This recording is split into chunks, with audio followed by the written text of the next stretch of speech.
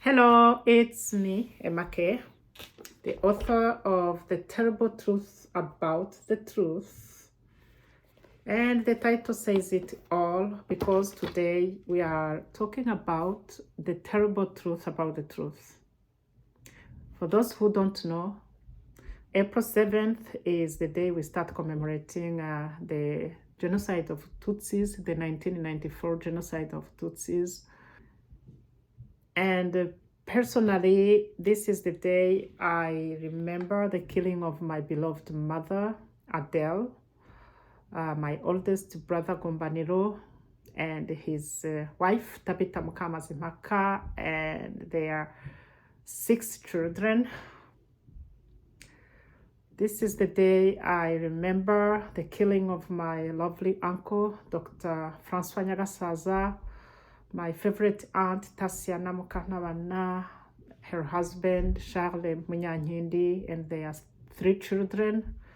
This is the day I remember the killing of my best friend, Josaphat Hakizimana, alias Josak, who I wrote about in my book. His brother, Jonathan Damyabera, his parents, who were like my parents, Pastor Baraga, and my cousins, my aunts, my uncles, and other hundreds of thousands of Tutsis. And today, I want to share with my listeners a small excerpt from chapter 7 of my audiobook, the chapter I called The Apocalypse. So don't go away. And as I always say, please, when listening, remember to never, ever take your peaceful country for granted. Thank you, and see you next time. Chapter 7 The Apocalypse. Our son, Patience Eloge, nicknamed Jockey, was born on November 30th, 1993, at Kigali Hospital Center, and President Habyarimana's plane was shot down on April 6th, 1994, when our son was only 4 months old. I first felt excited that finally we were getting rid of a regime that was mistreating Tutsis, but I was disappointed to see that Mike didn't share my excitement. Not because he liked Habyarimana's regime, but because, unlike me, he had an analytical mind. "Do you know what Habyarimana's death means to us?" he said. "Whether you believe it or not, things are going to be nasty," he said. I didn't care much about what Mike was saying. After all, his affirmations were based only on assumptions. But only a few hours later, Mike's assumptions started to materialize. The following morning, on April 7th, only a few hours after Habyarimana's plane was shot down, my heart jumped at the terrifying noise of gunfire. The noise seemed to come from the gate of our fence. I looked into Mike's eyes, wondering if, as a man, he had devised a rescue plan. I was disappointed to see that he was at least as scared as I was. We had only one exit, so running outside was not an option, given that we didn't know what we could expect. In other words, the only option we had was to wait to die. The gunshots went on and on all morning, and we had started to wonder what was taking so long for our killers to make it to us, when we realized the shootings were targeting the house of one of our Tutsi neighbors. The owner of the targeted house was a slim, handsome Tutsi man with light skin. He was in his mid or late 50s. No one knew what he did for a living, but he appeared to be rich from the look of his house, and he was known to have the most beautiful daughters in the Nyamirambo area where we lived. Things were going very quickly, and information about new rules and enforced security measures were quickly spread via local radio.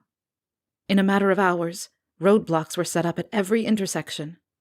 As a new security measure, everyone, and especially men, had to take turns on a 24/7 basis watching the roadblocks, set up at every intersection in the whole country, to prevent the rebels from infiltrating.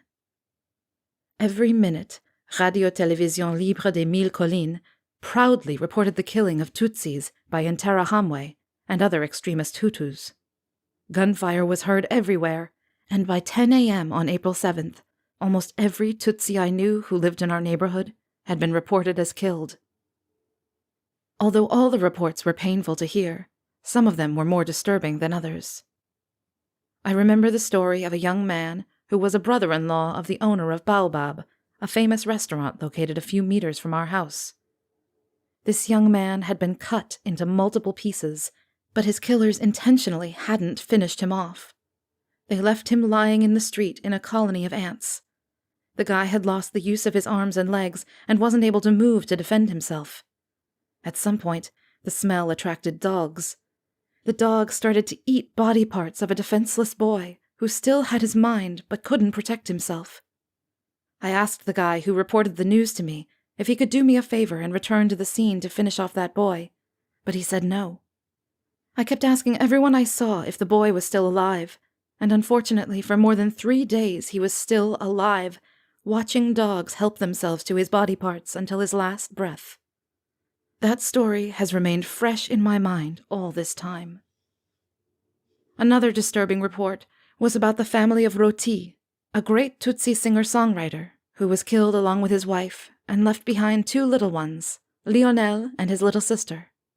I'm not sure of their exact age, but Lionel was probably about 6, and his sister a bit younger. After killing their parents, the Hutu extremists dumped Lionel and his sister into a deep hole, and they started to bury them alive. The innocent babies died while asking the killers why they were mistakenly throwing dirt in their eyes and if they could help them clean the dust from their eyes because they were hurting. I had always been an active Christian, and I knew there was power in prayer. I prayed day and night, not to survive, but to be killed with a gun and not with a machete,